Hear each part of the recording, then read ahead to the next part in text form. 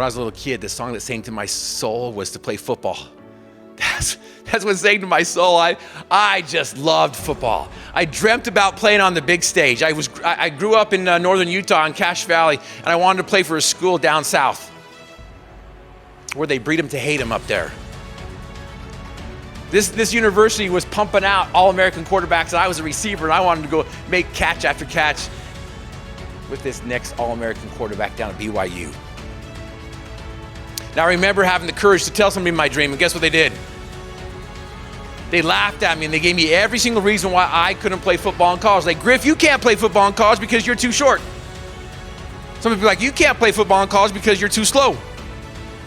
Others said, you can't play football in college because you're too white. Too short, too slow, too white. I'm like, okay. Fortunately for me, I didn't understand that we as human beings, we base other people's possibilities on our limitations. Or better yet, other people base our possibilities on their limitations.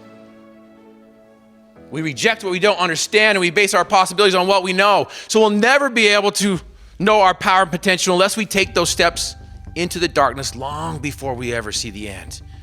If we want to find the simplicity on the far side of complexity, we're going to have to do some things better. Those processes, those procedures, I call them holy habits and righteous routines. And we're not going to get into those right now. But the first thing that I'm going to invite you guys to do is to eliminate that word, I can't. I can't. Hey, will you do this? I can't. My kids love to use it on Saturdays when we do chores. And for whatever reason, once I ask them to do something, their spine like disappears. It's like, oh, I can't. I'm like, what just happened to you?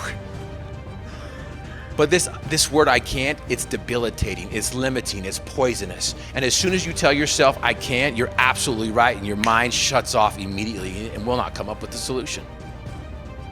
So if you're not coming up with a solution, maybe you ought to start changing the way you think. Start by eliminating that word, I can't.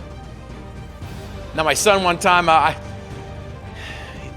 he's like quotes me before I can even like get anything out on him. I'm like, hey, you be quiet. But I remember sitting on the couch one time watching a sporting event with him, and I think he was 12 at the time. I'm like, hey son, will you go get me a glass of water? And he's like, you have legs. Some of you guys don't know if you should laugh or cry. Others are like, is he still alive? And you know how girls look at each other for 2 seconds and they have a 20-minute conversation? You're like, whoa, I don't know what happened. I just know you had a conversation though. I want in on this. Me and my son had that experience. He looked at me, I looked at him. He's like, what you gonna do about it, Dad? And I'm like, you think you have me checkmated, don't you? He's like, I know you can't use the word I can't, so what are you gonna do about it? So I looked at him and he looked at me, and we just locked horns. And I'm like, you're right, I do have legs. Go get me a glass of water. And he went and got me a glass of water. Hey guys, thank you so much for getting to the end. If you liked what you heard, please subscribe below, there, wherever it is. Click the like button, click the subscribe button, and join us on this journey.